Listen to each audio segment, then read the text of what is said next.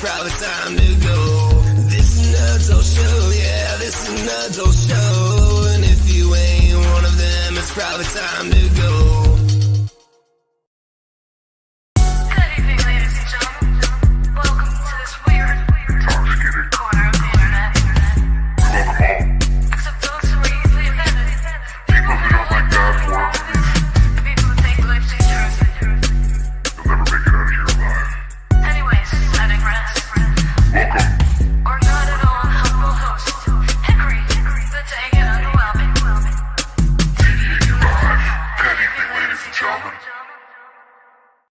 Good evening, ladies and gentlemen. Welcome to the season opener. That's right, season 2 of TDAU Live. It's here. Finally, it probably should have been the episode after Thanksgiving, but I have a hard time keeping records and track of things because I am, in fact, everybody's favorite dank magician, Hickory, the dank and underwhelming. And appreciate you guys for tolerating my 2-week silence. That's right. I took the holidays off. It was great. I mean, I took them off line. I worked my ass off the past 2 weeks, and my the 2 weeks I was away, Christmas week and New Year's week. Wednesday, just to be clear, for anybody who doesn't know, retailer service life, Wednesday is the worst possible day for Christmas and New Year's to fall on because it really, really messes up delivery schedules. It really messes with the trucking and products incoming situation going on. To provide you with all your holiday needs like roasts and caviar and tenderloins and vegetables and champagne and whatever else you people, heathens, consume on the holidays. It really messes with the delivery schedule for all that stuff. So on top of it just being stressful and crazy and busy and people just consuming way too much at that time of year, when it's on a Wednesday, man, your schedule's thrown off. Like, I forgot what day of the week it was at least 5 times in the past 2 weeks. It wasn't until this past Monday that I finally got my feet underneath me and I knew what day of the week it was when I woke up. Multiple times I woke up worried that my alarm hadn't gone off yet and it was like going to go off in 5 minutes just because I was like amped up. So it was good to be away from the space. I missed all y'all, but glad to be back. It was a historic time. Over the past couple of weeks, we got some hell going on. Yeah, there's a fiery but mostly peaceful fucking national disaster happening in California right now. Texas is about to get like 7 inches of snow and a bunch of ice in some places. Wild times. On top of that, a historic first.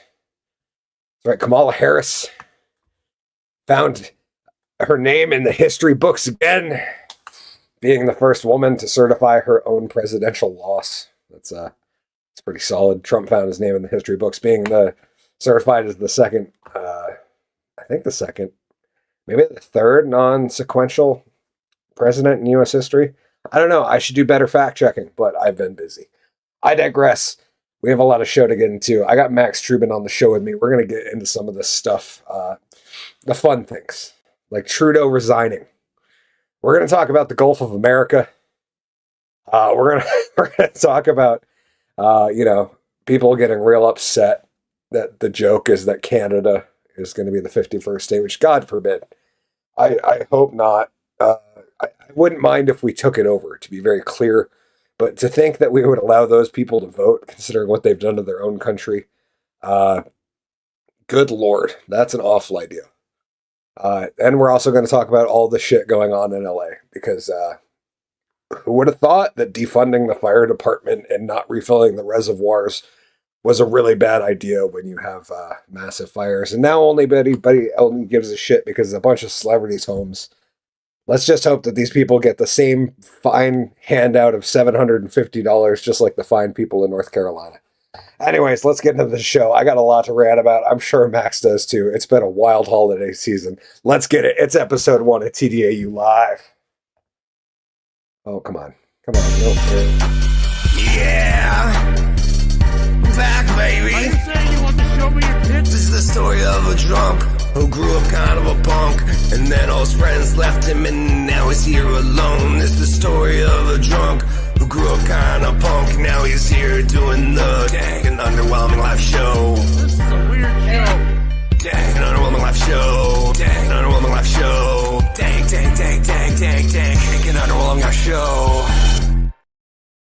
Whoa!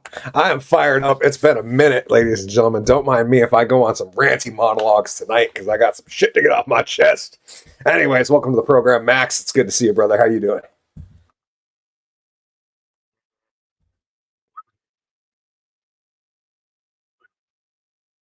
Sit there watching. You, my friend, by the way, are looking very good. I don't mean that in a weird way, by the way.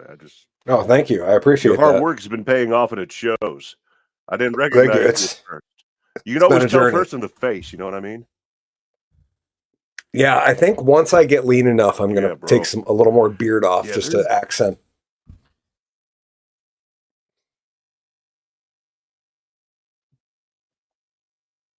No, yeah, it might be yeah, a little hard glitchy work on is my paying side. off though. 100%, man. It's not Thank you. fun, it's not easy, but when you see the results, you're like, boom. It has a part of it's fun.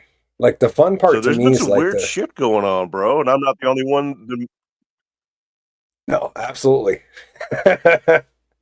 The weirdest of shit, my friend. Like I don't know if you I think noticed. what's I think yeah.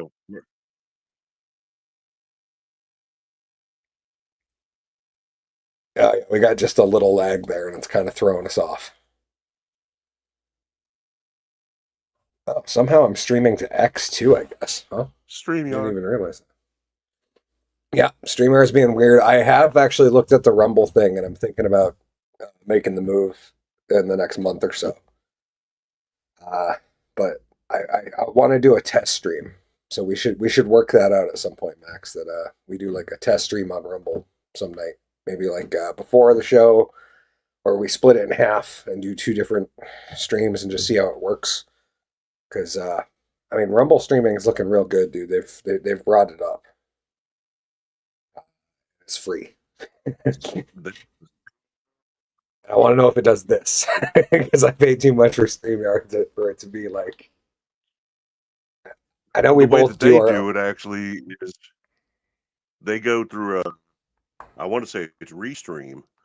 So they use Restream as their, OBS software, and you can stream up to two destinations at no charge while you're streaming to your Rumble, and you can pick X or YouTube, whatever it is.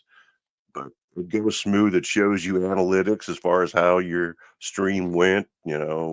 Everything's right there. Unlike StreamYard, who just likes to charge double all of a sudden and give you no extra perks for it.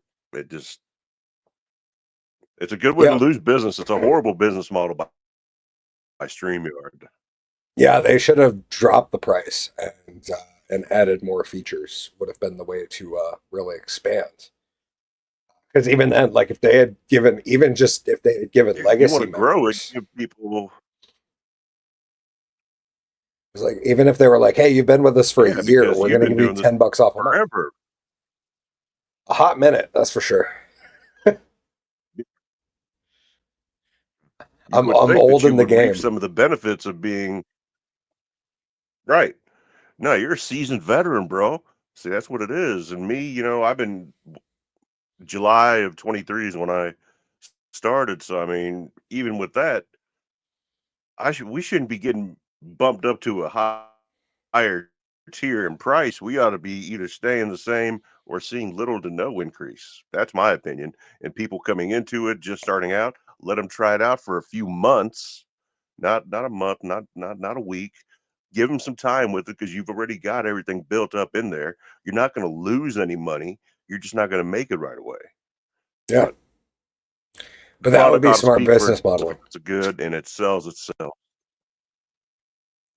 Yeah, and to be honest, when I hopped on The StreamYard, it people, was the the best solution. Like, I don't think it's still there. I'd say, yeah, within the last year and a half, things have changed. Yep. And I don't know if it's just Now, more when people things like using it this and they can't happen, keep and up or what. it's not But a matter of somebody's internet's running too slow. Yeah, but this is what the end result is. And then the first 5 minutes of the show, we sit there bitching about StreamYard, a service that we pay for, but at the same time, we shouldn't have the lag that we do. at all, my friend. We shouldn't. Absolutely. But before we get into the topics, how was the holiday Oh, that's a season, my sweet friends? gnome you got behind you. Oh yeah, he's he's one of the. I got a couple of new Christmas gifts on the show. It was good. The lawn gnome, and then my mom is big into this thing called diamond art. Are you familiar with diamond art? So she asked if there was any photos I wanted done in diamond art, and I was like, "Do my logo." So she did this. It's like it's actually like a bunch of tiny half beads glued to a sheet, but it is it's the official TDAU logo. I have a couple of these. Like I have a couple of my cat. It's awesome. And but she was like, "Yeah, what would you want if I was to make any diamond art for you?" It's like, here's my logo. It might look stupid. And then when I unopened it for Christmas, I was like, holy shit, that's the best looking diamond art I've ever seen. It's dope as shit. And the gnome. Yeah, the gnome's pretty dope. Yeah, I need to clean up the studio. It's gotten a little overwhelmed with fun stuff, and I need to do a haul out. But that's been part of the holiday reset. Is trying to It's the just holidays, bro. unwind. The only time I spent in the studio was dicking around building video games. Like I haven't done any serious content. I haven't built any music.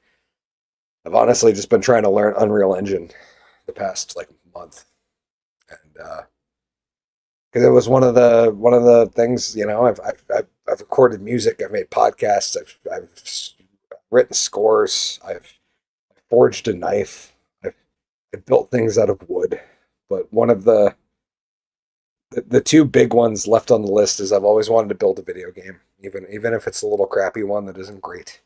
I've always wanted to blow something out of glass, so I figured. The video game one's free, man. Unreal Engine is free if you have the computer that will run it and the space to store it. I think it's like almost 50 gigs when I ended up downloading it and installing it in total, which is massive.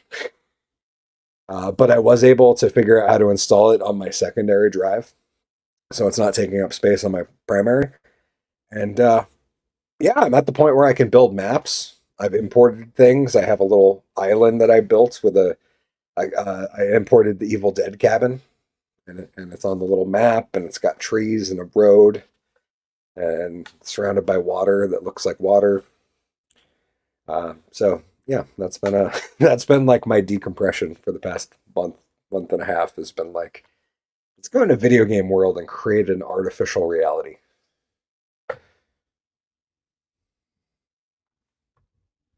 Pretty fucking dope. Yeah, it's neat. I have a pretty cool concept for a game based around my character of the Dank and Underwhelming, where the base game is like it's a survival game, and you're like a guy who kind of like survived the apocalypse, and you're on this like little island, and you got to like build a house and grow veggies and hunt animals and build stuff to survive, and deal with heat in the winter, and then it's got all these side missions where you like find a package, but it's like LSD. And then you end up, that sends you into like an alternate reality where you can like, you have a different side mission, but you retain some of the things that you learned on that mission that come back to you into your like normal life.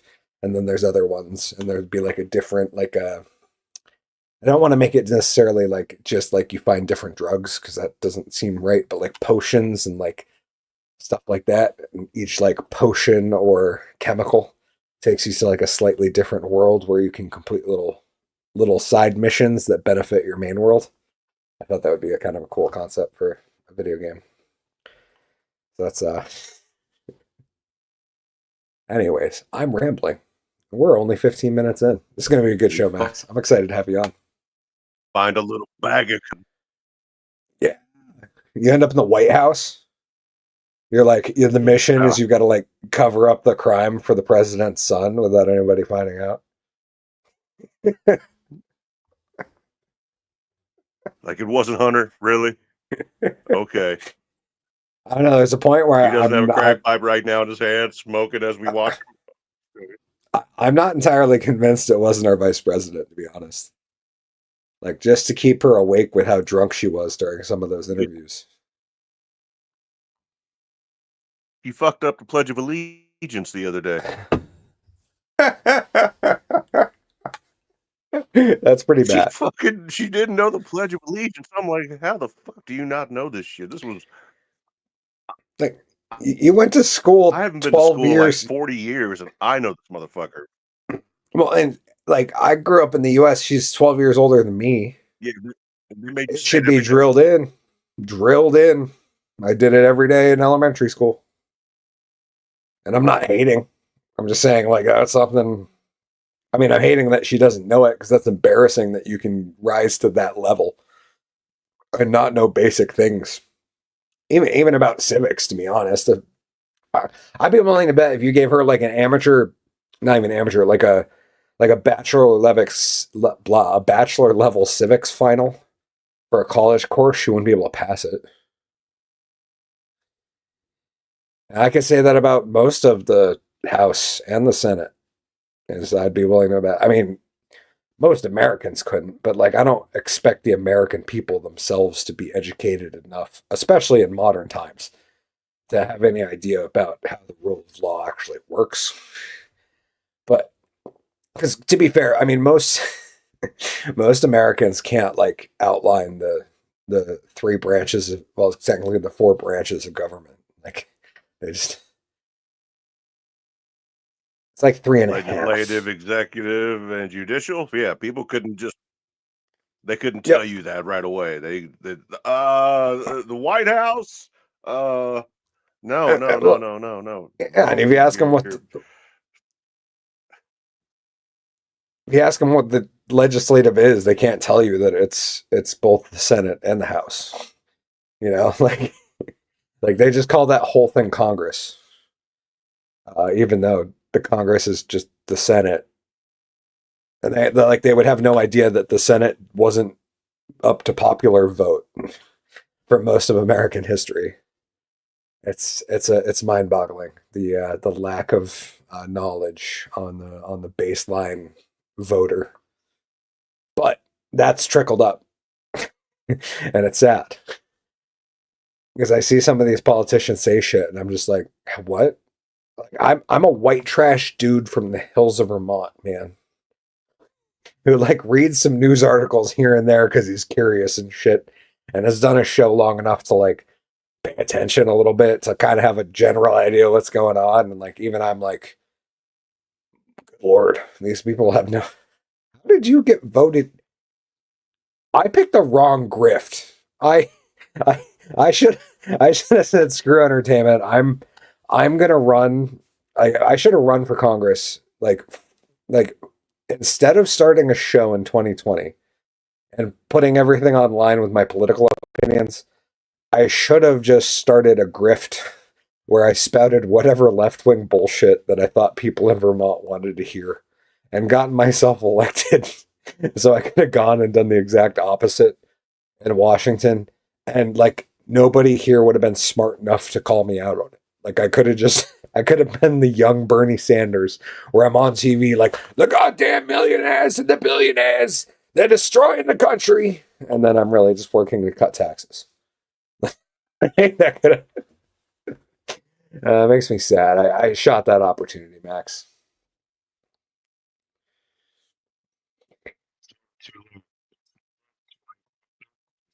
Still are. The ambition and drive that you have, I don't see any reason why you wouldn't be able. What is it? Yeah, you could probably make governor within the next 45 to you know 50 minutes of the state. That's fair. I just need to I think that you can do it. I need to derank all of my videos. Because that's gonna be the first thing that they go research. I just derank all Don't let delist them all those. Delist all the videos where I'm just Yeah, people openly do that. mocking. If you apply for a job, they look at your social media. Oh, I know, but I have a Maybe job that's why where I like, can't get a fucking job anymore. oh, is that the Ultra Vice?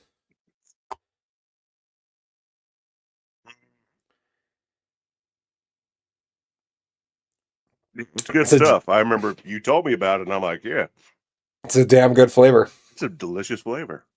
Yep. Yeah, It they've been is. killing it lately. I like the grapefruit one too, the Ultra Ruby Red. I like to go back and forth. I just did find Tropic Storm again.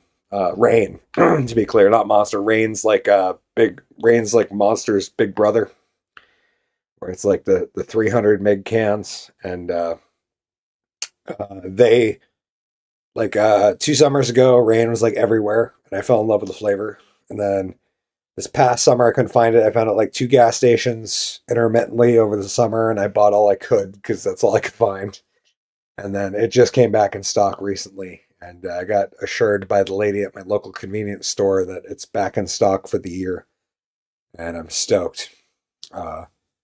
Yeah, that is my hands down favorite energy drink flavor. But yeah, it's a toss up between Ultra Vice and Ultra Ruby Red. It's my second.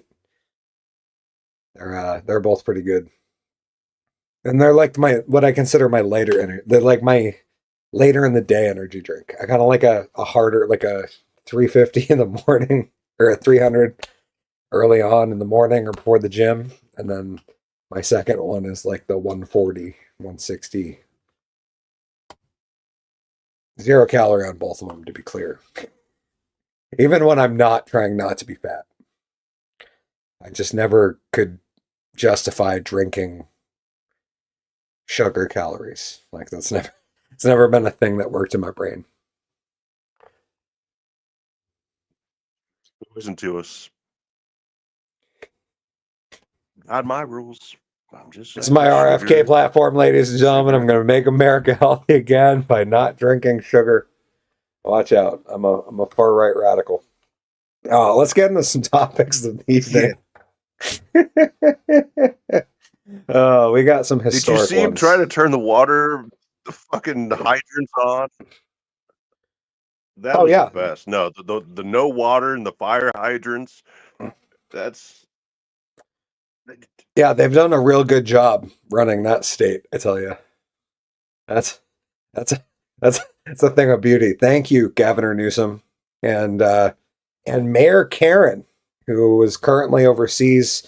We got an article about her not wanting to say anything on her way back from watching the presidential inauguration of somebody from another country that has rules that her woke base probably wouldn't agree with, like I don't know, jailing people who identify as LGBTQ and not recognizing same-sex marriage. Just saying. Things that most of the quote-unquote far-right people in this country don't give a shit about. But you guys do. And she's over there while you guys are burning down. Before we get into that, let's get into this one.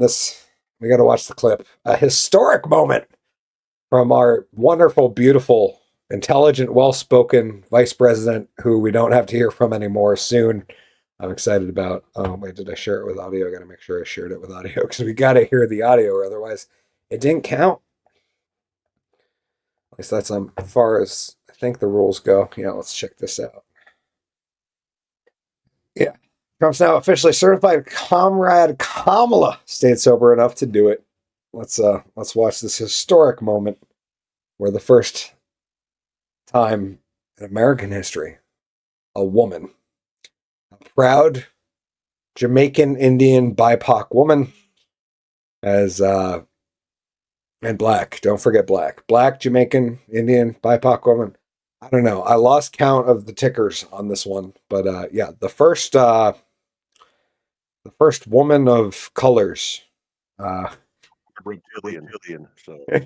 has certified her loss as U.S. president. Let's go.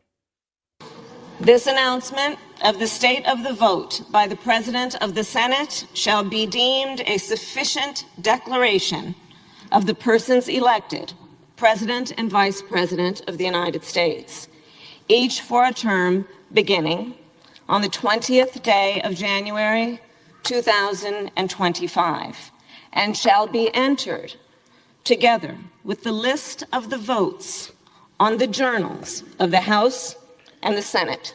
Thank you. like she doesn't want to say it, but she knows she has no choice. It's beautiful. Very much.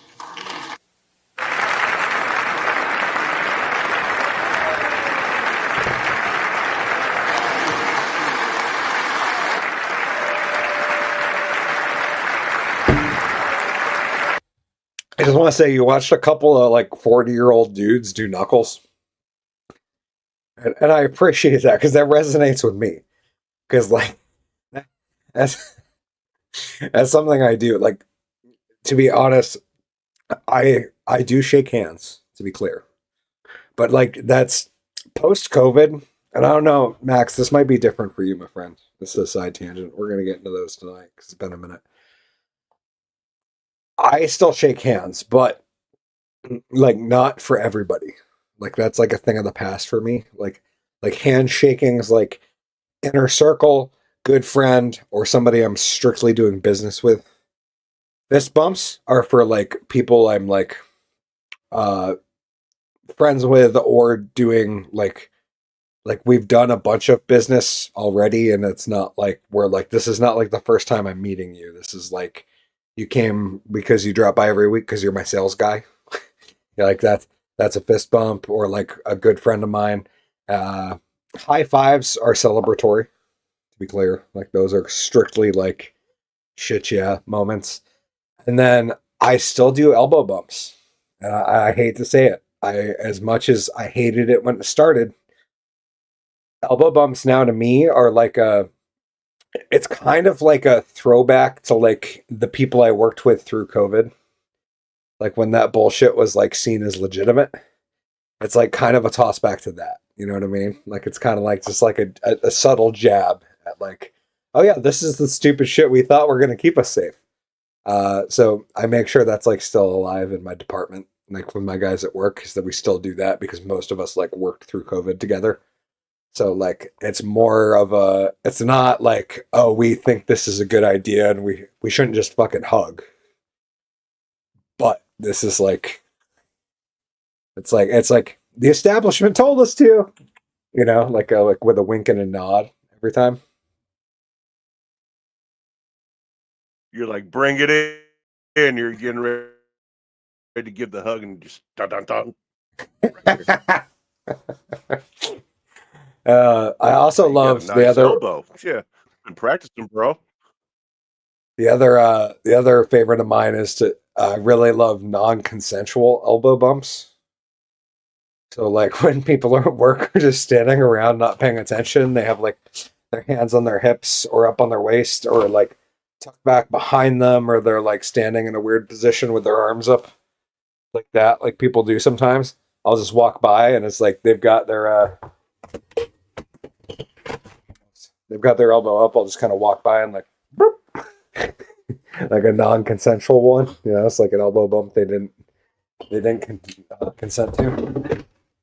Those personally are my favorite. I don't know if I'm allowed to say that on air, but I did. So. You just got me with the elbow, buddy. Why don't you watch where you're going? I didn't think it was that big a deal. I didn't think you'd mind. It might also be different for me because like I grew up in kitchen life where like everybody is like very aware of where they are in space because like a wrong turn or like walking behind the wrong person at the wrong time means you're getting cut or burned. Like not maliciously, just like you're in a kitchen and people are using knives and like pans of hot oil and hot fat and whatever. And it happens. So you learn. You get burnt like once or twice. You just learn to like work in that environment where you're super aware of what's going on. And then you get later on in life and you work with some people who haven't been in it for a while and they're not super aware. And then it's really fun to just sneak up to them and like, oh, that elbow's out. Yeah, non-consensual elbow bump. And then just walk away like I got away with something.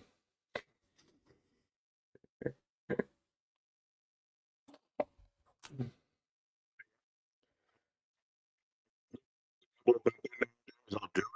Fist pump, yeah. Fist pump's cool. I'm old school though. I like the handshake like you, but not everybody does the handshake. And me, mentally, I just keep it in the back of my mind that they jerk off with that hand and wipe their ass. So I That's don't fair. make it like a super long, engaging handshake to where I'm just, fucking their hand. I'm just, boom, nice, Yeah, quick one, it's, get it out, it's get not me the fucking Purell. it's not sensual, it's professional.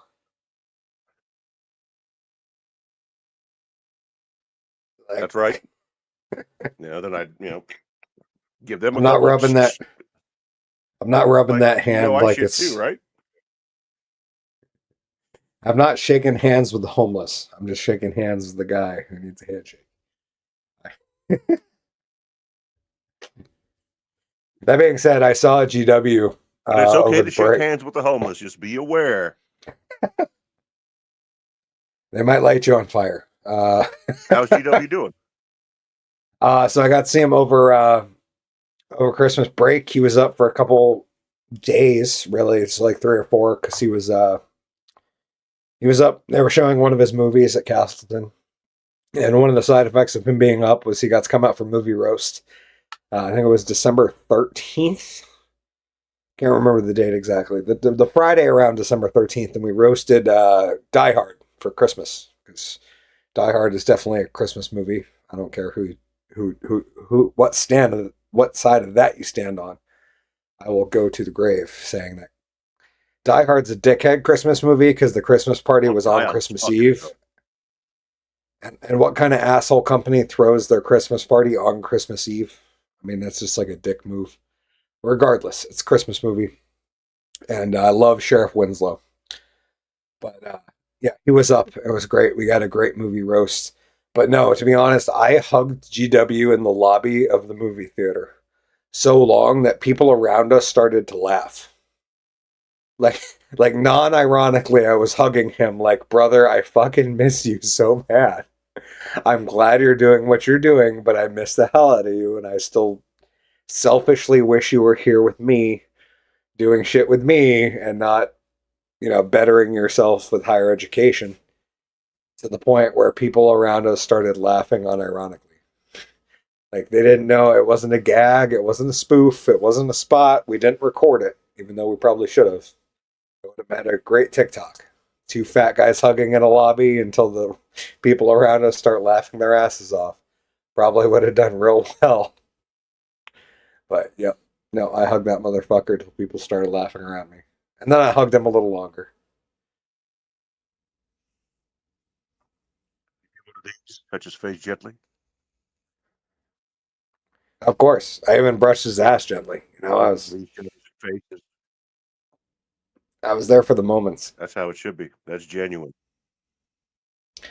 And it was a great movie roast. It was the first. Strangers too. So I mean, it was a great roast. It was the first time we've ever had a 4-person panel, which was interesting because we had GW there with Pierre and I, we also had the guy who has filled in GW's spot since he left, Art, which was really cool. So it's even like less pressure than normal because like normal, like it's a 3-person panel. So I'm like, okay, I gotta carry like a third of the weight, like if I'm really on point, I might be able to carry like half of this. And I assume the other guys go in with that too. Because you don't want to be the guy that like walked away and was like, "Oh yeah, I didn't make a single joke the entire movie." Like it's like a personal pride thing amongst the comics. So like this one was fun because I was like, "Oh, I've got to carry like a quart of weight. That's a bit less than normal, and to exceed expectations a third, like it's gonna be a really easy roast." And it was really easy because GW was there, so it was just very like. It put me back in like relaxed mode, like the past few months I've kind of been not on edge because I trust Art. Like he's a great addition to the panel, but like he's also not my bro. He's not like one of my ride or die dudes. So it's like it's a completely different experience. Like when you work with somebody where you're like, okay, they're cool. Like I like this guy, but he's not like my dude. Like if I got married again, like GW would probably be one of my groomsmen. Like I would add him to the lineup. You know what I mean? Art, I might like. I'd send him an invite, but like he wouldn't be on stage with us. And don't get me wrong, I like him a lot. That's saying a lot that he would get an invite. I've only known him for 4 months. Anyway, sorry ranting about movie roast. But you need to move off the stage. We're taking pictures now. Like, oh. What do while we're on the topic of holiday movies, my friend, is there any traditional movies you watch every holiday season? I like Bad Santa. Okay. I guess I've never actually asked you this because I don't know if we had met before last year's holidays. Do you celebrate Christmas and Hanukkah, or one or the other, or neither? Where do you fall on the spectrum?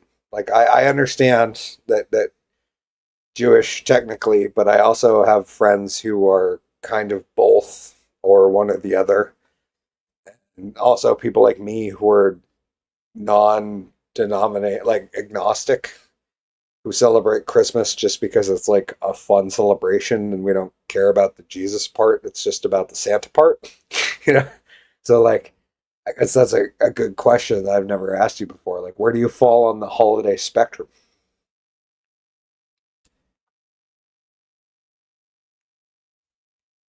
Myself personally, growing up, I never really got involved with the holidays. My mom and my dad, they never really got involved with the holidays. So to me, the holidays were just days that shit was always closed. And I never really got into it, Fair. to be honest with you. Plus, when you're poor, regardless of how much you might love the holidays, you might not necessarily have gifts to give or receive.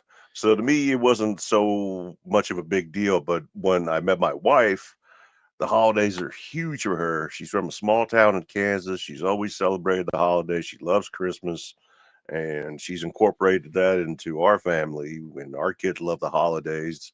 So I guess it's a mix up between Christmas and Hanukkah, and I'm present during both of them. But Okay. I don't know how to really celebrate like the holidays. So I'm like, yeah. This is great. You know, everybody's having a good time, so I'm good with it. You know. And then So of do you ever? course, I think the biggest thing about the holidays to me is if we celebrate the holidays, we should enjoy the company of all those that come around and celebrate what they're meant to be celebrated for, not so much the gift giving, but the I principle agree. behind them, whether it be the birth of Christ, etc. And I think that's all gotten lost in translation over the years, but that's just my feeling about it. I think that still getting together with family and spending that time together and celebrating the fact that, another day above ground is always going to be a good day, unless you're like Jared Fogle in prison and you don't want to wake up anymore.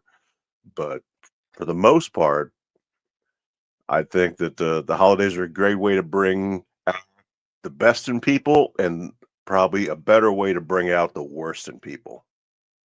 That's true. So do you set up? And if this is too personal, feel free to just say it. Let's move on. Shit, nothing's too personal. Do you set up a Christmas tree and do a We got menorah? a Christmas tree. We got the Christmas tree. There's a little menorah. Little menorah. We don't have a Christmas tree size menorah. They don't make those. We've checked. So small menorah, full size Christmas tree. We can get you one custom We made, got bro. candles. We got, It'd be obnoxious, but I have some friends who would totally I be would, I willing to would, build I a would six. love it. We'd have to probably custom source the candles for it because they would have to be like the Ron Jeremy of candles to support a I would actually menorah like that's as them big as a tree. shaped like that if possible. Uh, I that'd would be like the great. candles to be circumcised if possible, about 12 to 14 inches long with testicles, Would you want them and modeled then after a place them different strategically where they belong star? in the menorah, Would you want and them then watch modeled them after a melt. different star for each night? Like we could have like a John Holmes candle and a Peter North candle and a Ron Jeremy candle and a Johnny Sins candle. Yeah. Like a Dirk Diggler candle too, just Yeah. Throwbacks, totally welcome. Boogie Night style. Yeah, I'm thinking 8 days. That might be the top. This I'm is just gonna beautiful. say It's like, oh, it's the night we get to fire up 8. It's the final night of Hanukkah, kids. Are you ready to fire up 8 dicks tonight? Dicks. Oh, we different can colors. Oh, different. we can really see how long the oil lasted tonight, guys. Like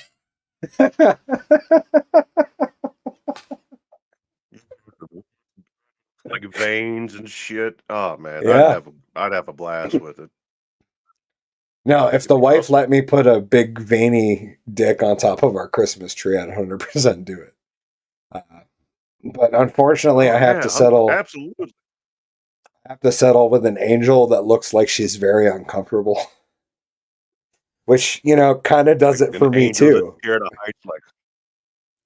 Like an angel who unfortunately had a Christmas tree ramrodded in her backside.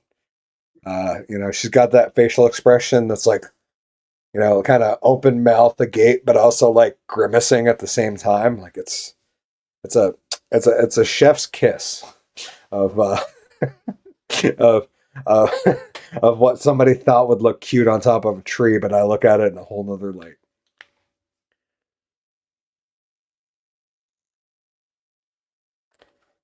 We also got pretty much the only way you can look at it. You impale an angel at the top of the tree, right up her, shitter. Keep her up there for 30 days or so for torture. That's right. Yeah, I mean it's very biblical. It's about 45 around our house, mostly because we're lazy. Just to be clear, it's not that we love Christmas extra. It's just that, like, yeah, she probably should come down by New Year's, but like January 8th, like, yeah, we'll get it down next week. It'll be fine. We're definitely not one of those people that like make sure it's a whole different house by January 1st. Like, there's still Christmas gifts out in the living room right now. My wife's a stickler. She's a beast. The day after Thanksgiving, trees coming up. The day after Christmas, trees down. She's on it. Like, she's on it. Like, somebody didn't come get the presents. My shit now. Does she fake tree, or do you guys fake tree or real tree?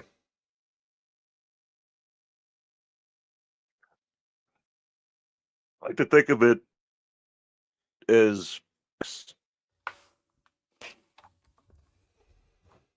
yeah, it's fake as shit though. No, I'm totally like team. It used to be when you go out there, like Clark Griswold, chopping down that Christmas fern to get it home, dragging it 8 fucking miles. No, not anymore. I don't even know that they sell real Christmas trees. I haven't seen any Christmas tree farms. I don't even remember seeing them this season, to be honest. They do around here. I bought just kind of, I bought a little 4-foot tree for my in-laws because they're packing up. Their house got sold, so they're moving into another property in the same town that they live in. But it's been a search, and my mother-in-law was upset that they wouldn't have a tree, so I did buy her like a little 4-foot tree and dropped it off at the house one day, just out of the kindness of my heart, kind of a little gift to them. I realize it's one more thing they have to get rid of before they move, but it wasn't necessarily about everybody else that I actually have to deal with it. It was more about just like getting a tree for my mother-in-law so she'd be happy. And yeah, they still sell trees around here, but they're insanely priced. And to be honest, what we do, my wife tells me that now that there's a kid on the way, in a couple of years when the kid starts to remember Christmas, we're going to have to go get a tree. But I think she'll probably see the error in her ways before that happens, is that we have a fake tree and it's great. The lights are just built into it, which is great. You just set it up, roll it out, put some garland on it, set the ornaments on it, and it's awesome. It's perfect. The lighting's great. A 10-minute job. But the hack Because I back in the have, day, decorating the tree was like an all-day full family thing. yeah, no, I like it to be like a 2 hour at most. I set it up and watch the wife decorate it kind of thing. But if you the real hack that I have to share with people is that if you have a fake tree but you still miss that like real Christmas tree smell and vibe, is that you just get you go to a place that either sells trees or like garland. Because where I work sells a ton of wreaths, all the way from like 1 foot wreaths to 5 foot wide wreaths, because who knows why you want to hang a wreath on your garage door? I don't know. But they always have a bunch of little scrappy pieces that have fallen off the trees and the wreaths, and they kind of like pile them up, put them in the back. You can usually get those for either dirt cheap or free if you ask nicely. And I just stick a couple of those in my fake tree. And now my fake tree smells like a real tree. I've got less than a tenth of the pine needles that I have to clean up at the end of the season. And the thing doesn't die and I don't have to take the lights off it. Like, it is the perfect situation as far as I'm concerned.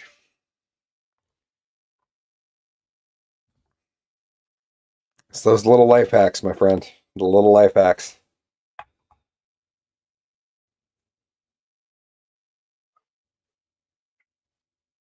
Leave it. Stand, water in the little tree stand holder. Dogs drinking the water. Dogs pissing on the tree. It's magical. It's with the artificial tree, like you said, the lights are built into it. Yeah, they look great all the time. It doesn't really can do it. Fuck, I don't even think you need electricity to run it. I think it just runs on hopes and dreams. It's wonderful. It runs on Christmas spirit. Apparatus. That's right. Yeah. Just like Santa. Oh, we have more topics to get Santa into. But I almost to run on Christmas spirit and cocaine. I almost want to stay on this tangent because it's so much fun. Did you watch? Have you seen Red One yet? The Christmas movie with The Rock and Chris Evans, where like The Rock plays like Santa's. He's like the Santa's head of security. Like he's like the top. He's like the Secret Service guy. Yeah, Secret Service guy for Santa. Have you seen that movie yet? I want to watch it because I know Chris Evans is in it. I want to watch it, but I have not as of yet. Okay. I was very pleasantly surprised. Yeah, I will not spoil anything because I don't want to do that to you, but I was very pleasantly surprised. I went going in thinking it was just like, oh, it's a Hollywood cash grab. It's going to be just a crap movie that nobody's put any time or thought or invested in writing a good script for. Acting's going to be all right because they got some professionals, but it's going to be okay. Like it's not going to be like, I'm not going to hate it. There's probably enough money into this thing that like they'll do enough good a job that like it'll be passable. And walked away thinking like, oh shit, I'll actually watch that again. So yeah, I would definitely recommend Red One. I'd also recommend the other Christmas movie that we watched this year was was it called Dear Santa? It starred Jack Black, and it was about this kid who's dyslexic, right? And I don't know if you may have heard of this one, but the premise is fucking brilliant. It's about this kid who's dyslexic, and he writes a letter to Santa, and he misspells it and writes a Dear Satan letter. And so Satan shows up one night in his bedroom, like, hey, why'd you write me this letter asking me for this cool stuff? And Jack Black plays the Satan character. and it takes some twists and turns. And to be honest, I wasn't as happy with it overall as I was Red One. Like I was like, there was entire parts of this movie that should have been rewritten and they would have been better. But overall, like it was fun and cheeky, and it had some good moments where I was like, okay, it's worth watching at least once. I don't know. I haven't watched it a second time. I'm not going to give it like a second time critique. Maybe next year. But like overall, the first time I was like, it wasn't bad. It did some good things. It did some like meh things. But that's also, if the entire movie isn't meh, it's better than what I expect from Hollywood right now. And considering this was a movie that starred Jack Black, yeah, I expected a Hollywood meh movie. And so, no, it exceeded my expectations, I'll say. I'm not going to say it was good. It exceeded my expectations. Maybe somewhere between, like, it was definitely above decent.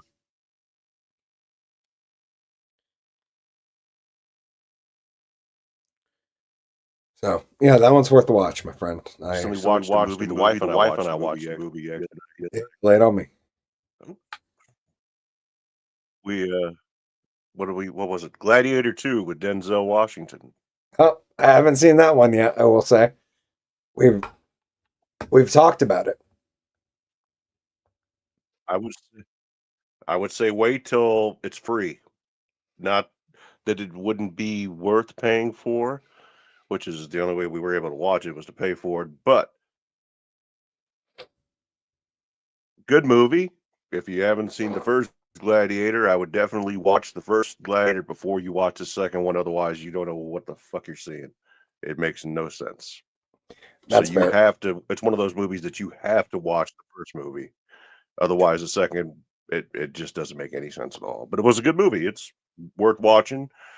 Just not for 20 or $25. Wait till that shit's free and then go see it. All popping down in the comments saying fiery but mostly peaceful, popping in to say hi. Hearts. I've seen the movie. I didn't hate the movie. Hey, that's a better rating than I'd give most things I've seen out of Hollywood recently, to be fair. And Al, thank you for being here. Personal friend of mine. I hope you're feeling better, my dear. I appreciate you. Thank you for dropping by the show. That's cool. She doesn't normally drop by. But yeah. Not feeling well today. And Hi, Al. so hoping she feels much better. What makes me feel better is watching the rest of Kamala Harris certifying her loss.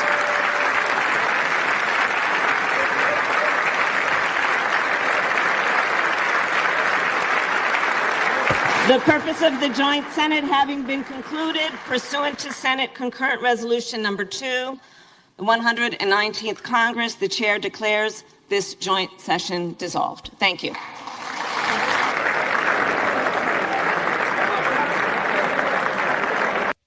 Yeah, historic moments that will go down in my memory as history. The real January 6th, where Kamala Harris had to certify her own loss.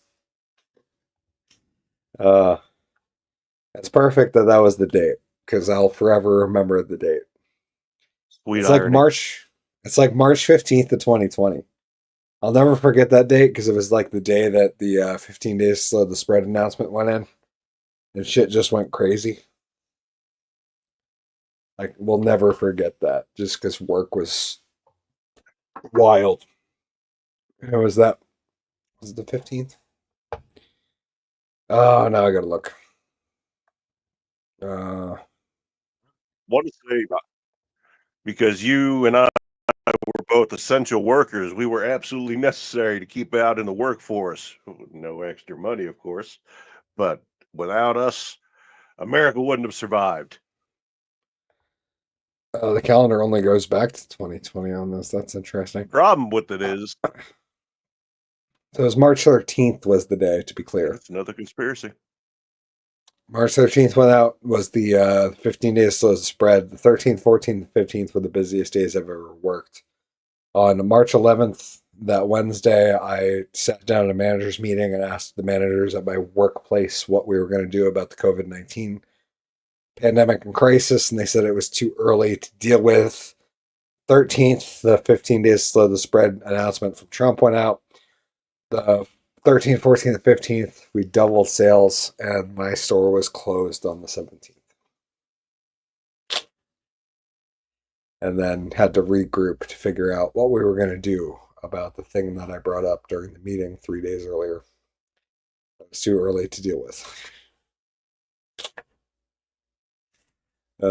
Yeah, never forget those times. What an interesting time.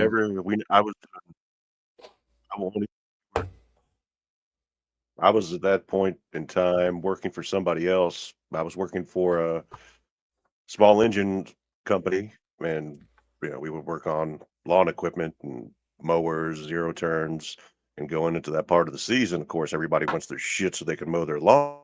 Yep. Yeah, it's that's the busy time of the year for that stuff. We were busy as you can get.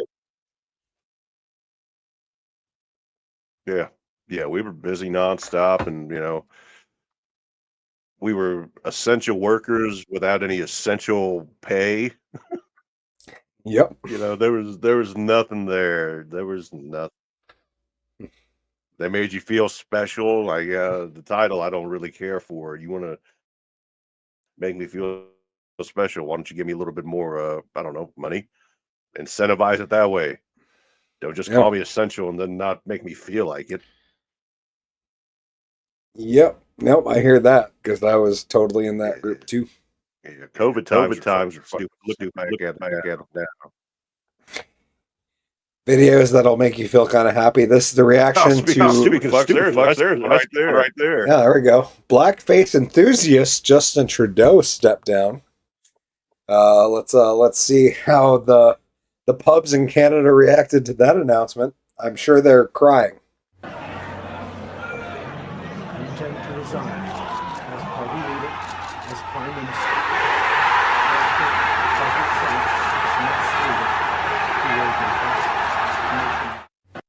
God, they look so upset, Max. I don't even know how to. I can't even put it into words, man. They just feel very. Look at them. They're so upset. It's just.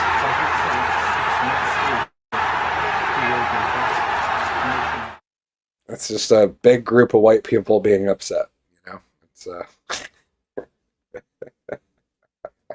oh God, they're so happy. I think like you said earlier in the show, instead of incorporating just take them over. We should have done that fucking decades ago. Yep. With I mean, like the amount of money we've spent on them, we could have just bought the country.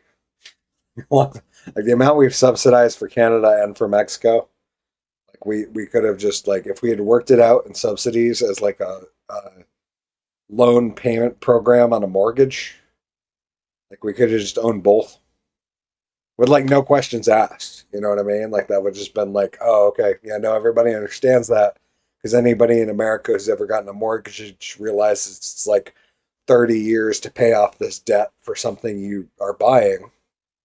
And everybody would have been like, oh, okay, yeah, like we're in year 25. We almost own Canada and Mexico outright. But unfortunately, leaders in this country are stupid and like to do things like build giant structures like the Panama Canal for millions and millions of dollars and then sell them back to the people that own the land that we built them on for $1. Because we're stupid. I get that it did benefit the U.S. a lot, but in U.S. hands, it would have benefited us even more, especially considering we built a giant, $15-20 million. I haven't looked into it. I probably should have pulled that up before the show, but I don't do research. I'm a dank magician. Like a multi-million-dollar project building the Panama Canal. And we should have just said, yeah, this is ours now. And we're going to own the surrounding area because, like, what are you guys going to do? Write angry letters? You don't have a military. We're just going to adopt you as a territory. We can figure out in the next few Trump's years if you rhetoric. deserve. What? I think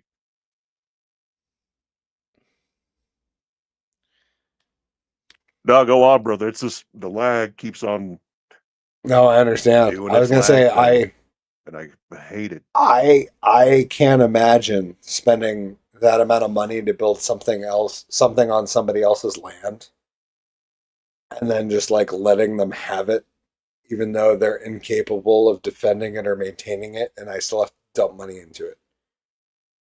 Like even just on a base level, like if Is I that kind built of some like shit giving up. Ukraine trillions of dollars and then Yeah, no, I would leaving our own 100% people agree. fucking broke? Uh, if anything, outright, we should just own Ukraine with the amount of money that we've given them. I'm not saying that like I want the U.S. to own Ukraine. Yeah, I'm just saying we should. Like with the amount of money, like I, you can't dump 5 times the mortgage payment into your buddy's house and not expect that like, oh wow, I'm gonna walk away and he's gonna like have these forgivable loans that he doesn't have to pay back. It's like, no, dude, if I'm gonna like spend 5 times the rate of what your house is worth on your house, like I'm gonna own that shit at the end of it. Like I should have been able to buy it at 1 times what it was worth when you were struggling. Um, but yeah, the fact that like the U.S. doesn't just own Ukraine outright is just a fact of people being stupid and not realizing like how money and government actually works. It's us trying to pretend that we're the nice guy, even though we're funding all of these wars on both sides, and that we should have just been like, yeah, you know what? Here's fucking $6 billion, but like we could have even done it in chunks. Like here's $6 billion, but we now own these 6,000 acres on the bottom side. And oh, you need more money? Okay, here's another $1 billion, but we own the next 100,000 acres over here. You know, like we could have just done it like that on every bill, and eventually we would have just owned the entire country. And I'm not saying that's the best outcome, but it's probably the best outcome because if we had smart leadership, i.e., competent leadership, i.e., not Biden Harris, we would just be in a spot where we'd be like, Russia, calm down. We can actually talk trade now. We own Ukraine. Like, what do you want and what can we get from you and how can we make this like a, a deal that two fucking adults would make as opposed to us giving a giant allowance to a child who's just going to throw rocks and piss on the person that they think is oppressing them. I don't know if that's did I phrase that wrong? I feel like you have a unique perspective on this subject too. So like, is that me being an ignorant American that's like, yo, we spend all this money, we should fucking own it now? Or is that I feel like that's pretty in line with the politics up until 40 years ago. So much has changed in the last, whether you want to call it the last century, last 100 years, from how intelligent people were 100 years ago to how ignorant people are now in present day with all the technology and everything that we have at our disposal that you would think would enhance us as people, as a race, as a species, whatever you want to call us, but it doesn't. It's made us lazy and ignorant. And when it comes to putting money into something, whether it be a home or a vehicle or a stock or a commodity, a bearer bond, I don't give a shit what it is. You want to have something as a return on your investment. This is nothing new. I'm not saying anything that hasn't been said before, but if you have something that you're investing in, you need a return on it. Otherwise, it's not worth putting the money into in the first place. And when it comes to Ukraine in general, since NATO is still existent, let NATO take care of Ukraine, leave the US out of it. We got our own fucking problems over here. But that's my isolationist type mentality, to where I don't care what happens to Ukraine. I don't care if my dad was born in Kiev. That shit doesn't make me any difference. They could, if Russia really, really wanted to, and I mean this wholeheartedly, they would have fucking, and they could still do it. That country would be done, invaded, and taken over within 2 days. Even with the U.S. help and all the ammunition and all the munitions and all the military aid that they've given them, they could still do it, but they won't, because Putin is extremely intelligent and will play the long game and continue to suck America dry via the Ukraine. So, Yep. Even though it'd be a completely different bargaining yeah, chip we should definitely if own Ukraine at this point. it was all of a sudden like, oh, actually, this is American territory, and Putin would be like, oh shit, okay, nope, I understand now. It doesn't need to be a part of NATO. It's part of America, which is better than NATO. Because nobody's actually scared of NATO. You know what I mean? Yeah, It's like the people it that are doesn't need scared to of be a part of NATO. NATO. It's a part of the separate from NATO. Think that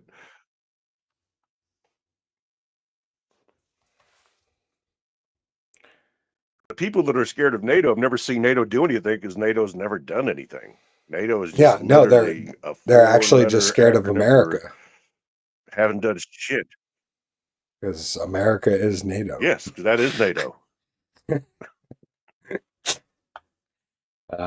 Anyways, you mentioned pigs there. I've got we got a fun video I got to share that is not political.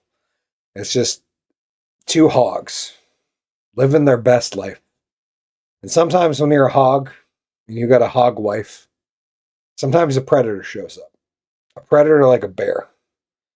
And most people expect that bear to come in your domicile and, you know, do whatever they want to you and your hog wife, but this is the epitome of a bear fucking around and it directly leading him into finding out. This was I don't know who shared this, but it just made me chuckle. I had to share this one on the show because good lord. I know that feral hogs are mean and that we should be working on getting rid of them. I didn't realize that those traits still remained in domestic hogs. But here we go. These kids got their own self-defense. Here we go.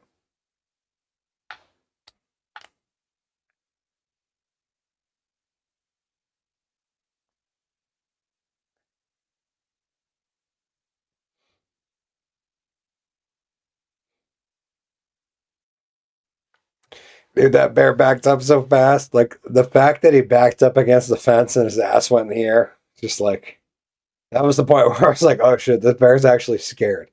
He's not just like pretending to like have them not attack him. Like, when his ass went up in the air, right here when the second pig charged him, I was like, oh yeah, no, bear is actually like legitimately like, I am about to find out for my actions.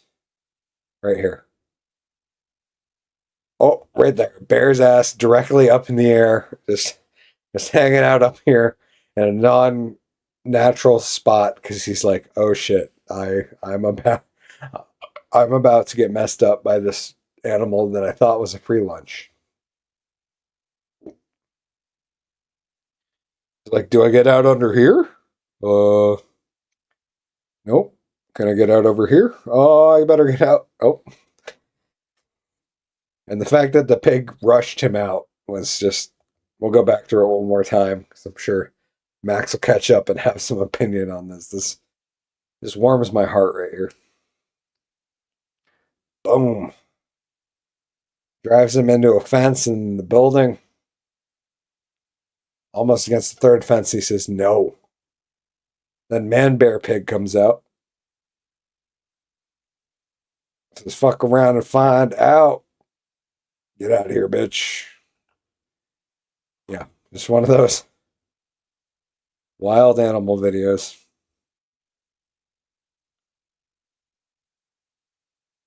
I got inner Steve Irwin, and from what I recollect, black bear fight back, brown lay down, and in this case, it looks like a adolescent bear, so maybe not a full grown black bear. I got No, he does look like a teenage bear who doesn't quite know what he's doing. Who's just shopping around and is like, oh, like he's like the bear that's like, oh, I've seen my mom and dad eat chickens. Yeah, these are animals. Let me just hop in with them. And has no idea what he's like getting involved with. Like he's like the kid who smoked weed a couple times, and then he goes out and he's like, yeah, I know I know how to handle a coke dealer. And he goes out and just says the wrong shit. Yeah, it made me happy that at least the pigs in this country respect their. No. Yeah, it made me happy. At least the hogs in this country respect their right to self-defense.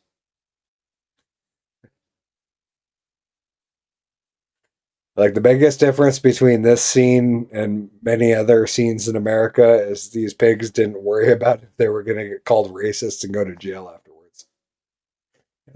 Like Black Bear, oh no, fuck that, bro.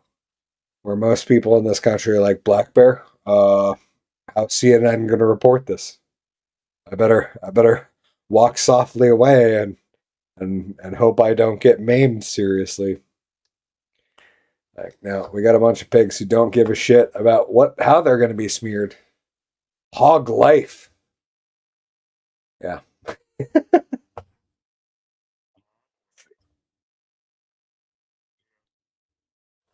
A couple more memes before we get.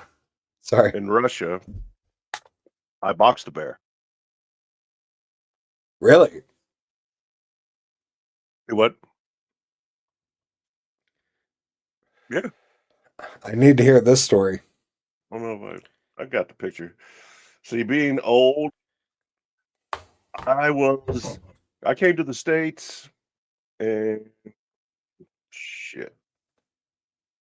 early 80s, right when you're supposed to be here, when the president referred to my countrymen as the evil empire, which was awesome.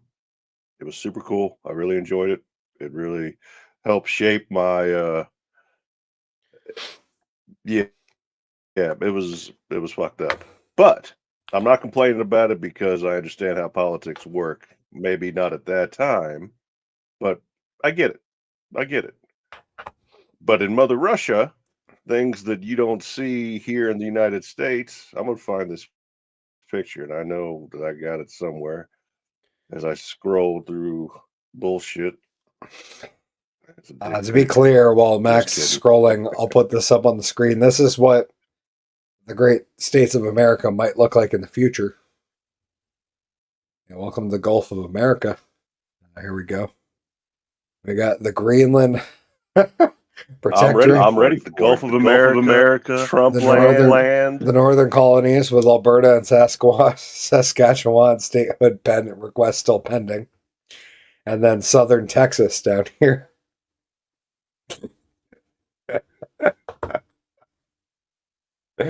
Oh, the fact this one's got people so salty just makes me so happy. He called Mexico the other side of the border. Yeah. I love this fucking guy. I'm like, just imagine how much smaller of a border we'd have to defend if it was down here. You know what I mean? Like it'd be so much cheaper to build the border wall on the southern tip of Mexico than it would be from America to Mexico. And the Gulf of America thing makes me laugh because like people are like, "Oh my god, I can't believe you'd say that," and I'm like, "Dude, it's North America. Like, it probably should be called the Gulf of America, considering Canada, United States, and Mexico are Northern America. That's how we're classified as a continent. Like, it would make sense that this section would be called the Gulf of America. I don't care if you have 150 miles more real estate on that water. Mexico is still North America. But yeah, it's fun watching people cry about it.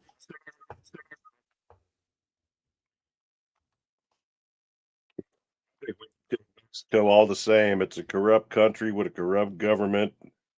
Honestly, it wouldn't be too difficult, especially if Trump decides to label the cartels as a terrorist organization to where we have the full force of the military at our disposal to do whatever the fuck we want.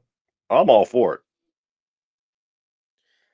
I agree, but it would basically mean we're like taking on Mexico top to bottom, which I also like. I'm totally fine with. But to be clear, it would mean it would be like a top to bottom thing because I'm not willing to Yeah, believe that I got no issue with it. I think it's a smart idea. They didn't take it. what else we got? We got a couple more. One more topic.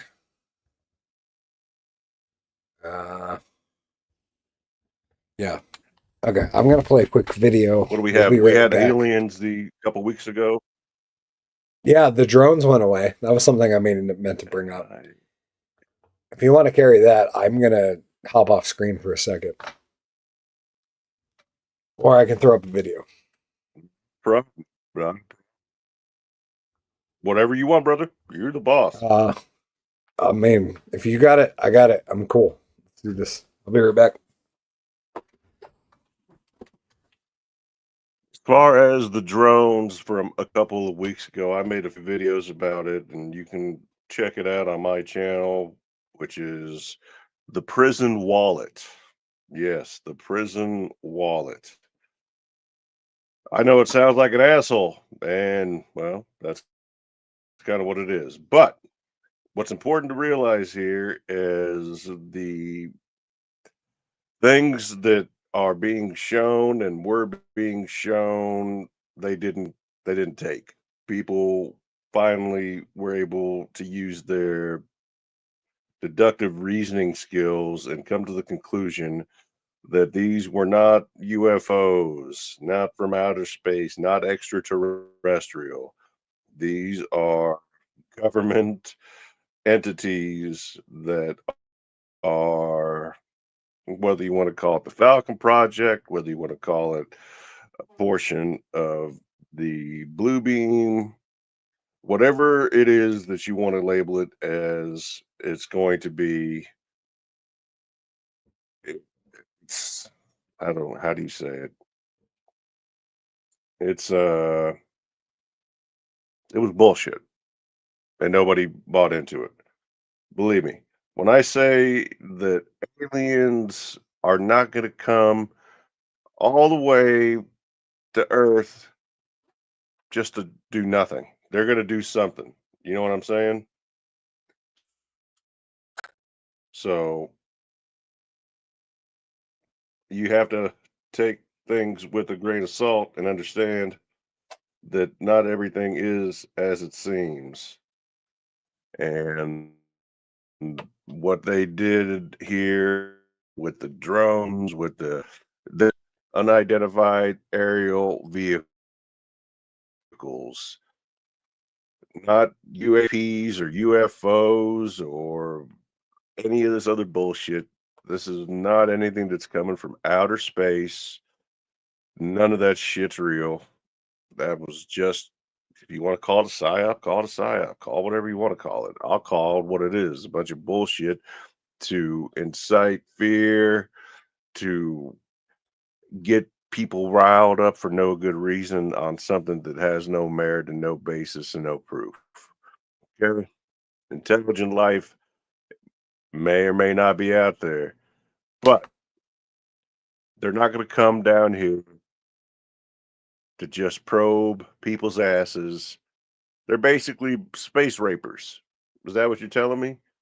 They come all the way from distant, faraway galaxies to kidnap somebody and give them prostate exams.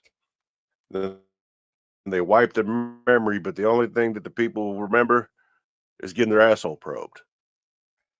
That doesn't sound like anything more than a bunch of fucking space convicts. That's what they are. Oh, I found the picture. Yeah, please share This it. is me, my mom, my dad, and the fucking bear that I had a box. There's little Max right there with a bear. And this is in Mother Russia. This is how we got tough. That's We fought wild. fucking bears. And our parents let us do this shit. Bro, shit's real in the hood. So, like, I thought it. I've I was a seen bear it. fighting motherfucker. I've heard about it, and I've watched videos. And there was like a music video from Slaughter to Prevail that came out like years ago, where Slaughter to Prevail is a Russian band that has since moved to the U.S. Heavy ass, really nice, fun metal. Heavy. Like his gutturals are just next level. But in the music video, he fought a bear, and they did some really cool bear scenes where there was like, you know, the bear eating like a bloody arm and the bear covered in blood and all that. And I thought it was all like, at the time when I watched it, I was like, oh, that shit's CGI. And like, no, they actually shot those scenes with a real trained bear. I was like, holy shit, that's Russian as fuck.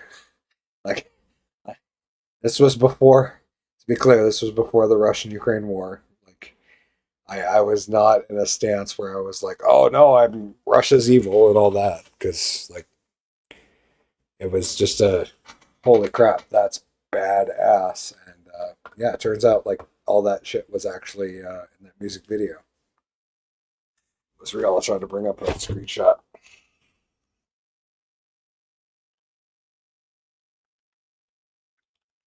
The bear boxing gloves on and shit because the bear had claws, and if the bear didn't have boxing gloves on, the bear probably would have killed me. My parents probably would have let him kill me. Nah, I don't know if they would have let him kill me, but I wasn't going to lose that fucking bear. I knocked that motherfucker out. Little 4-year-old Russian kid fucking up a bear. Pretty badass, dude. It's one thing that I remember. One thing I remember when I was young and growing up here in the States and not really being able to understand the language because nobody taught it to me and I didn't understand how things necessarily operated. So for me to fight somebody was just natural. I didn't care. I fought a fucking bear. What's a human going to do that a bear's not going to be able to do? A bear will fucking eat me. So wild. So people never really scared me. Even till this day. I don't. This is just crazy. Look at that, dude. Bro.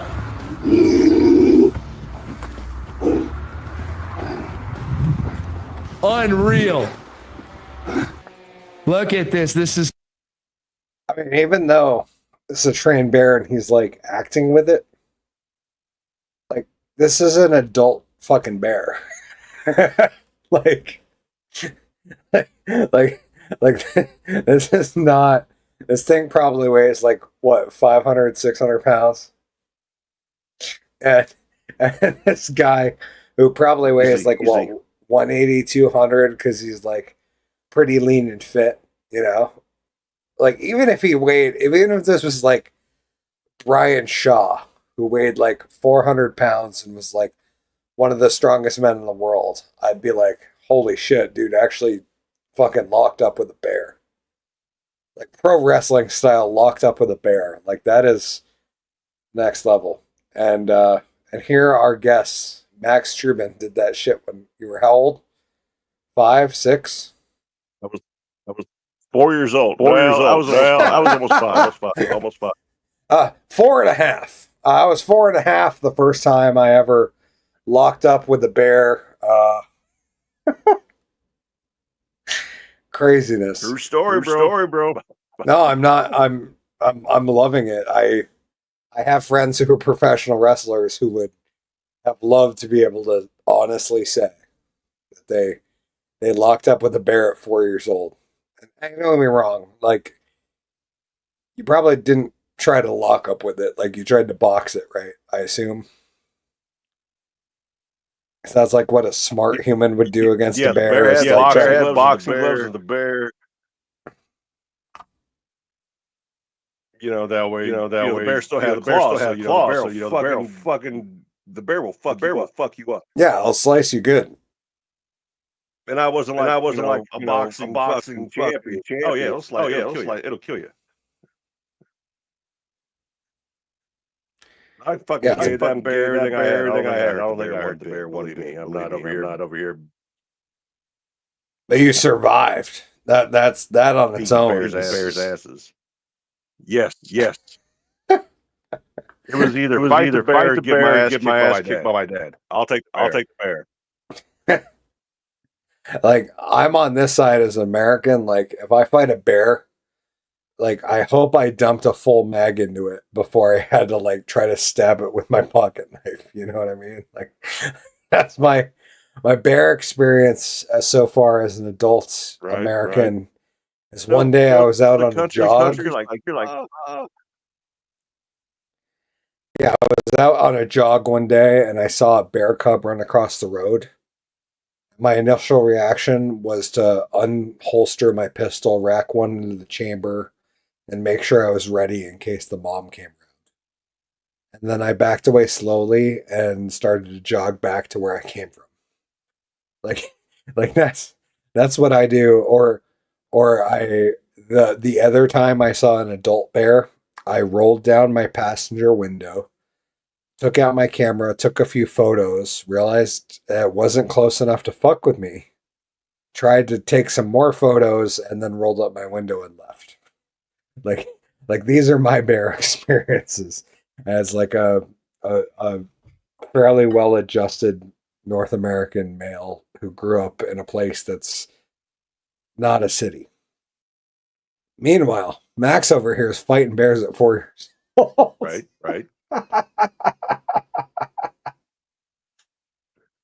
We wonder why kids in the US I'm over here trained to be a professional firefighter. We wonder why kids in this country are so fucking soft. And like, oh, would you let your kid wrestle a bear? Oh no, I wouldn't let him wrestle a chicken. Like, I mean, wrong. Chickens are mean. No, I wouldn't want to wrestle a chicken now. Oh, dude. Here's a chicken. The chicken was more terrifying than the bear. This chicken was fucking relentless. Yeah, they're mean, dude. Attacked me, and it wouldn't leave me alone. This motherfucker's pecking fuck out of me. My dad, my mom are laughing. You fuck Ben, fuck you up. Brutal. Nowadays, when the chickens come at me, you just punt them. Get a little front right here. Oh shit! I got a little AR. I'll play fucking shoot the chicken. I'm choke that motherfucking chicken. I'm Russian, so I've got weapons all over the place. Oh, I'm American. Same deal. I don't know if that'll get us hit on the stream. We'll see. Yeah, just in case. Yeah, I'm pretty sure you're not allowed to have because it's all educational purposes. Yeah, but I think like live streams are a different thing where they care more because it's like a higher risk. I try not that I care. Like, to be honest, if it gets copyright struck or downvoted, I don't. Whatever. Yeah. It's like, I mean, there needs to be a pay-per-view of this, and the bear is loving it. He's smiling. This is my friend.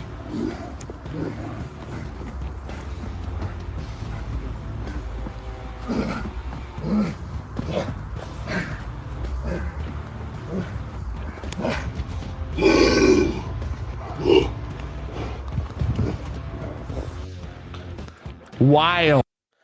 Yeah, just wild. Like this is He's like got totally, Fuck that. Fuck that. totally normal Russian content right here. Absolutely wild. I've never seen anything like this. Metal. He's gonna be. This is superstar shit right here. Look at that thing. I mean, you can't stop a guy who's out here wrestling bears, folks. Straight to the top. This is about as metal as it gets, as far as I'm concerned. I've never seen. I mean, this is crazy. I'm having a hard time even processing this. Unbelievable, folks. Yeah, like you'd have a hard time pressing me to do this for a music video. Max did it when he was 4, but he was also coerced. I can't imagine as a grown adult like Alex Terrible was in this video for Slaughter to Prevail. To do this as a grown adult event against what appears like a grown bear, right? Like it's not a child at this point. Like that's a grown ass adult bear. Unless that's a midget fighting a midget bear, I'm going to say that's an adult. And that motherfucker will kill us all. And based on the other videos I've seen of Alex, I do not think he's a midget in any sense. Dude probably has some of the lowest, deepest guttural vocals that the world has ever seen. An amazing human being, just in the art of delivering vocals that are like, if you don't know who Alex Terrible is, lead singer of Slaughter to Prevail. Not only is a badass guy who has a scar, not a tattoo, but a scar too. I forget what they call them.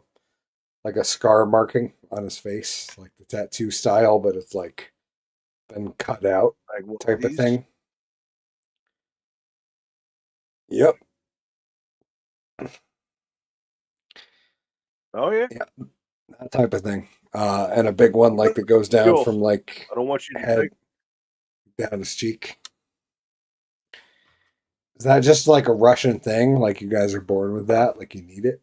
I believe so. I believe that they do that shit on purpose. And I think from my understanding, like I said, it's 2 totally different cultures.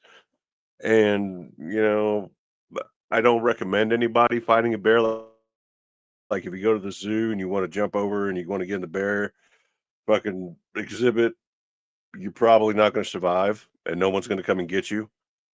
What was that shit? Somebody jumped into this is Oh yeah, a few years ago. Harambe. Harambe. Remember when they did that shit with the fucking gorilla? Yeah, I'll never forget because there was a band that actually did. I'd rather Harambe. fight a bear than fight a fucking gorilla. The Harambe song is a classic. Like I think a gorilla would fuck me up. There's a band, Harambe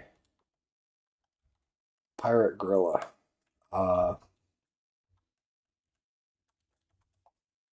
Rum Hoy. Yeah, it's Rum Hoy. Did a song about Harambe. And the beautiful art that is pirate metal.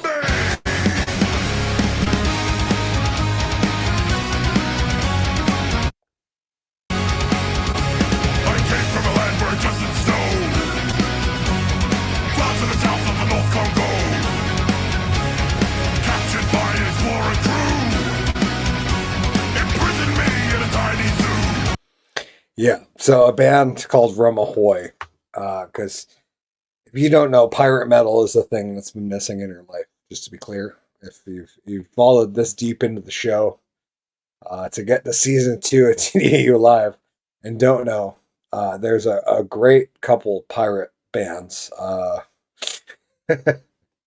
Rum Ahoy is great.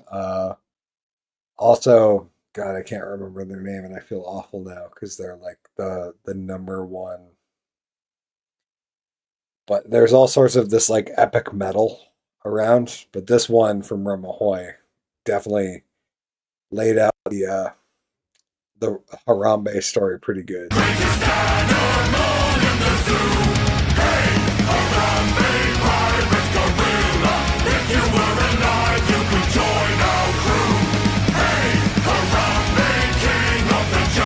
Yeah. Hey Harambe, king of the jungle, you're the greatest animal in the zoo. Hey Harambe, if you were alive, you could still join our pirate crew. Just bangers. Bangers from Ramahoy. But It's a fucked up deal. How are you gonna? You're a grown adult. You got your kids with you. You go to the zoo.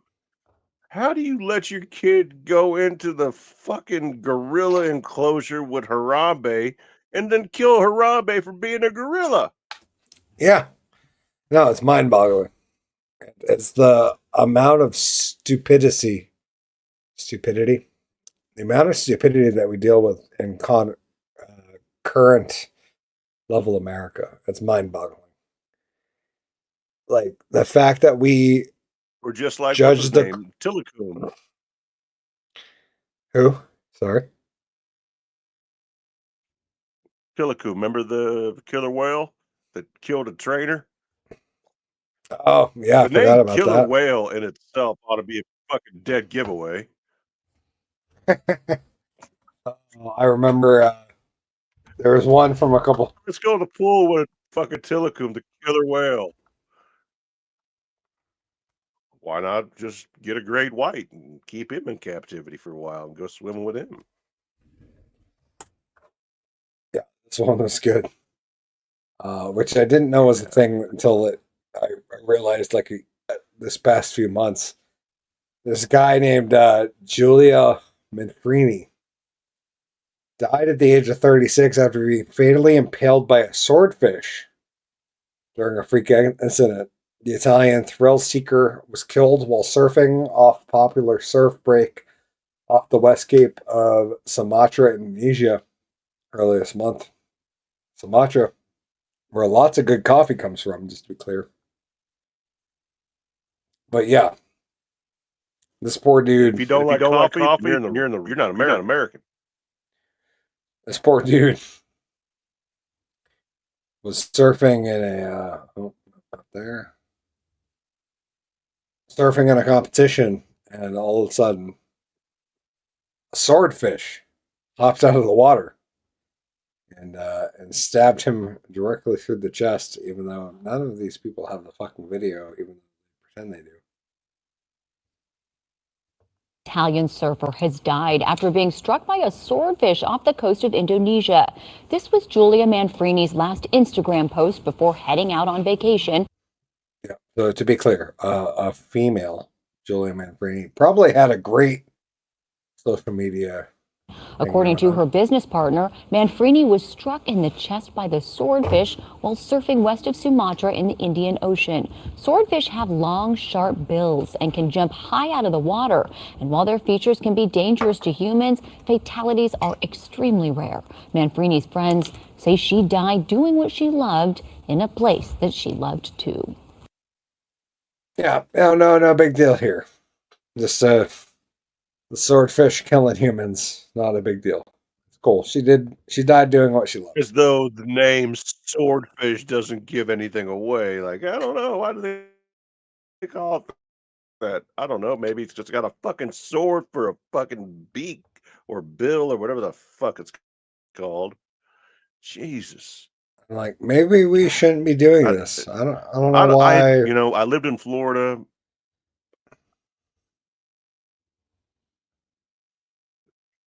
I loved living in Florida because I met some really cool people and still hang out, talk to them, communicate with them. I lived in Orlando, so I was right between Cocoa Beach and Daytona Beach, and we go to the beach and shit and have fun, but I wouldn't get in the water. Fuck no. I got in the water one time and we went out probably a good 200 yards and we hit a sandbar, my friend and I. And we look out and we see a fucking fin. We fucking swam back to fucking shore so fast, and we get back on the fucking sand. We're on the fucking beach, and lifeguards over there fucking cracking up. Like, what the fuck's so funny? He's like, that was a dolphin. I'm like, well, fuck, I didn't have my dolphin fucking radar on. It looked like a fucking shark to me. I didn't give a fuck. I wasn't gonna wait Like, around and let the motherfucker eat me. Oh, dude, you know how many terrifying. dolphins that humans have sexually Terrifying. assaulted? Even dolphins are scary at this point. Yeah, man, just Dolphinlove.org let back these in the day. guys be dolphins. Let a dolphin be a dolphin. You know, you got people that want to fuck animals and all kinds of other crazy shit out there. You know. Yeah. One last one before we let this go. Bestiality's a real thing. Yeah. And a scary thing. Before we go, we got one last one. Biden's last minute cigarette ban could kill 150,000 American jobs and welcome cartel crime. This is from the Washington Examiner. President Joe Biden is seeking to regulate nicotine levels in cigarettes in last-ditch attempt to lower national smoking rates. Yet opponents of the move say it will have catastrophic downstream effects on the economy and crime. If adopted, his FDA rule would set a new maximum nicotine level for cigarettes, effectively banning virtually all cigarettes currently available for commercial purchase in the United States. Yeah, let's see how that goes. Biden's Office of Management Budget conducted a review of the proposed rule, the text of which has not been published on January 3rd. The rule went under public comment period before it can be finalized, but based on the typical comments or the typical comment window, 39 days, it would fail the President-elect Donald Trump to implement the rule. Trump transition officials declined to comment on Biden's proposed ruling. But the Trump-era FDA first began studying lowering nicotine levels back in 2018. Smoking rates are currently at an all-time low, according to Gallup. But government estimates believe this new rule will lower smoking rates to just over 1% by 2100. However, Richard Marianos, the former assistant director of the Bureau of Alcohol, Tobacco, and Firearms and Explosives, which shouldn't be a fucking thing, to be clear. That should be a convenience store. Boasted Biden's final push to ban cigarettes, suggesting the effective bans will drive users to push unregulated products on the black market, improve a financial windfall for criminals at home and abroad, i.e., those just south of the border, to be clear. What they're talking about, alluding to. It's a ridiculous push, Mary Norris said, now a professor at Georgetown University, told the Washington Examiner. It's a gift that Biden is giving to criminals out there, and they're going to see it, they're going to capitalize on it, and there's not a thing we're going to be able to do except react instead of be productive. Law enforcement does not have the capacity or the resources to deal with the cigarette trafficking. Let's make another thing black market, so we have one more thing for the cartels to work with right before going out, because it's likelihood their child trafficking or human trafficking will come to a close here in the next month. Hopefully, it's very possible. But yeah, let's get them something else so they can fall back on it. Let's do cigarette trafficking. Yeah, I just can't imagine buying cigarettes from a street dealer. To be honest, it's just a thing that, as a guy who lives in a place with dispensaries. On the flip side, I've seen the prices of cigarettes in my area. And if it was something I really enjoyed, I might be in the spot where I'd either drive 4 or 5 hours to a reservation, or I would deal black market and get some illegal cigarettes. But what do you think, Max? Is this a last push from the Biden administration to get more illegal trade going on in this country? I think that over the last 2 weeks, seen more criminals back into society than any other president going back to Eisenhower. Yep. Not to mention the fact that there was a couple of sentences that he did try to commute, and the inmates said, "Nope, we'll stay. At We'll least stay two. here." At least two. At least two, yeah. And not to mention the fact that, it's almost the same play, if you can remember Trump's first term, to where Obama made Trump's transition into the Oval Office that much more difficult by kicking out all the Russians from the embassies. He did everything that he could possibly do to make his job more difficult. And then for the next 4 years, us, the American taxpayer, paid an exuberant amount of money that we could have saved investigating a guy that hasn't done anything wrong, not allowing him to do his job. And at this point in time, I don't know that Biden can do any more to try to make Trump's job, which is difficult enough as is, that nobody really fucking wants. It's the most glorified temporary position in the world. And let this man cook, let him do his job, not like the first term. And I think that if we all get on board and allow it to naturally, progressively, slowly, that we will all be better off in the long run. That's my honest opinion. None, brother. I We couldn't need to agree stop with you playing more. politics and start taking shit serious. Yeah. Like all the illegal actions taken in the past 4 years should definitely be investigated. Yeah, And the fact that the media is already coming out and being like, "Oh my God, Trump's gonna." none of this even started until Zelensky said it all goes back to a phone call between Zelensky and Trump. Yep. That's where all this shit started. Preach, brother. And there was nothing wrong with the phone call. It was a great phone call. Yep. And they took that and Blowing up the immediately shit. turned around and tried to impeach Trump over him investigating what would have been the crime of the century, which was Hunter Biden working for illegal and shell companies in Ukraine. They turned around and tried to impeach Trump on it for investigating him. And Joe Biden came out with a fucking pardon that cleared his son from 2014, which interestingly enough was Even the though he same said year he that wasn't gonna do it, wasn't gonna do it, wasn't gonna do it. and he likes to talk about how the pardon is for the gun crime and the tax crime, which are both ridiculously laughable that no normal citizen would be charged for those, considering I would be charged for those. But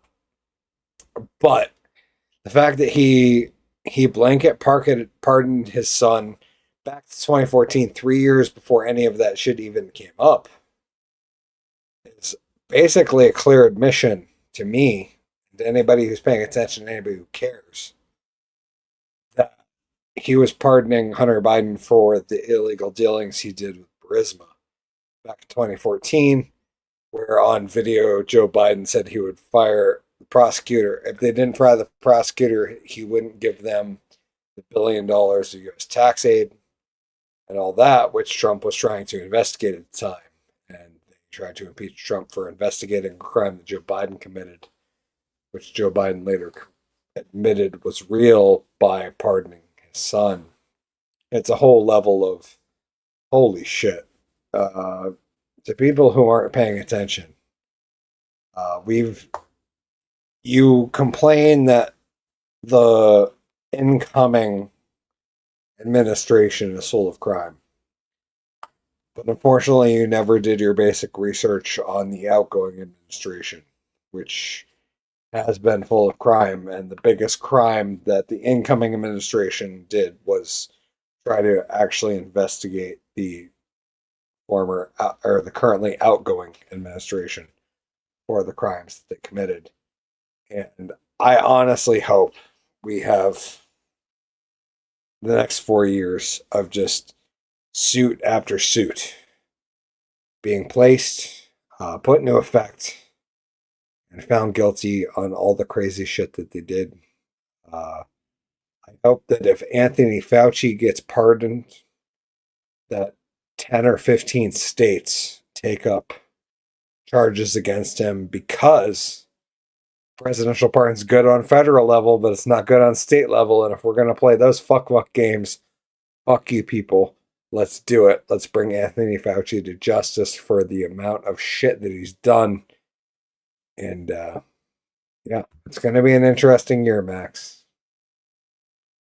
An I interesting think year. so. And when it comes to Fauci, and people might not know this, Fauci pushed AZT, a drug that he knew had negative effects to people who were infected with the HIV/AIDS virus at the time, pushing this drug that did more harm than good and cost more lives than it saved.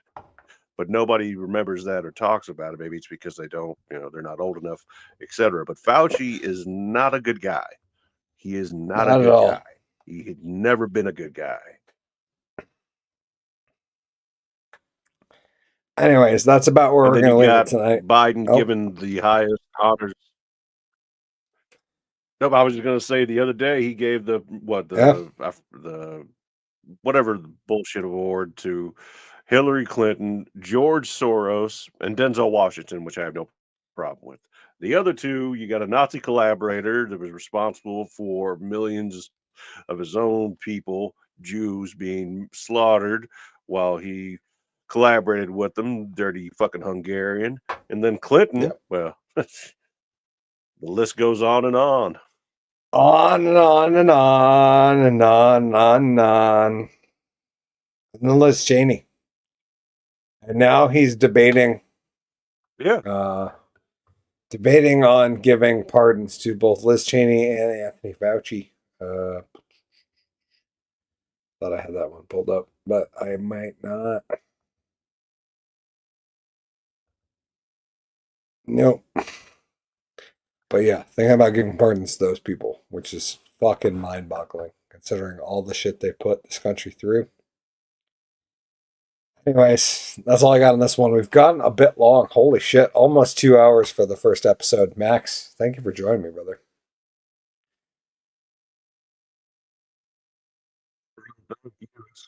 It's awesome to be on here. I appreciate it every time you have me on. I love being here. Love conversating with you. You're an awesome dude. You got a great show. You got a big heart. You got a very smart, sharp mind. So, brother, keep doing what you do. Thank you, brother. Anyways, go follow Max at Max Trubin, or at I can't remember what your official handle is now, right? It's at Captain Jew. It's Real Russian Jew at Real Russian Jew 77. The name of my channel is The Prison Wallet. Where you might keep some things if you're going in the next few years. Just a shout out to all the scumbags on Wall Street and Capitol Hill who might need to store some things in their prison wallet coming up. Anyways, that's all I got. Thank you guys so much for joining us. I'm, of course, Hickory the Dank and Underwhelming. This has been TDAU Live Episode 1 of Season 2. Fiery, but mostly peaceful Season 2 with Max Trubin. That's right. It's going to be a fiery, but mostly peaceful Season 2. And when I say that, yeah, it'll be calm at times. It'll be fiery at times. But mostly, it's going to be a Season 2. We don't have a whole lot to say other than that. I'll have more announcements coming up in the next couple weeks about the birthday shows in March. Hoping to get those lined up, to get the talent lined up, and then hopefully getting some cameras down there would be good to record, even if it's hidden content, i.e., on the special sites. We got to figure out a way to start capturing that stuff because, I mean, the last Hickory birthday shows was a fucking banger. I'm not gonna lie. GW Foley hosted, DJ Vulture DJ'd, both the nights. We had a full stacked lineup with burlesque, Kyle Hickory stand up, Hickory the Drunken and the Roaming performed both nights. One night was MC Molasses, one night was Uncle Dad Acoustic, mixed in with Joss Slade. Evening Out was there, and yeah, a whole bunch of other acts on the first two nights of the TDAU weekend birthday shows. But yeah, we're looking at this year because the official first day, Ricker's birthday weekend, is the 14th, and it's a Friday this year. So we're looking at the 14th, 15th. Both might be at Rolling Mill Comedy Club. Both, we might just do the first night there and the second night somewhere else. I don't know. We got a lot going on, but that's all I got on this one. I will not say too much because I don't know what the details are. But until next week, thank you guys for joining us. This has been TDAU Live Season 2. Max, thank you for joining me, brother. I appreciate you. Appreciate you too, brother. And we'll see you guys on the next one. Until then, Dank Magician out. Stay dank, stay underwhelming. Most importantly, in these trying times, stay sane. And, work on them veins, kids. We'll see you next time. Above all else, I just want to say thank you. Have a beautiful night. Drunk Magician out. Cheers. Now let's get the credits. Thank you all for being here. I appreciate the help. Cause this is a show I do by myself. I produce the shit myself. And I've been through a lot.